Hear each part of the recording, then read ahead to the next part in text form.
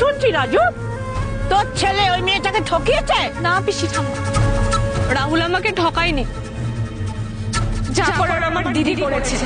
পিসি ঠাম্মি বলে, এই মেয়ে যা বলছে সব সত্যি? রাজীব বাবু পিসি ঠাম্মিকে বলে, তোমাকে সবটা পরে বুঝিয়ে বলবো আমি, একদম উত্তেজিত হয়েও না, তোমার শরীর খারাপ করবে। তুই কেমন ছেলে রাজু, একটা মেয়ের সাথে ছেলের আশীর্বাদ সারলি আর এই মেয়েকে বউ করে আনলি। তোর ছেলে কি লগ্নভ্রষ্ট হয়ে যাচ্ছিল? রাহি তখন বলে, লগ্নভ্রষ্ট রাহুল না, লগ্নভ্রষ্ট আমি হয়ে যাচ্ছিলাম।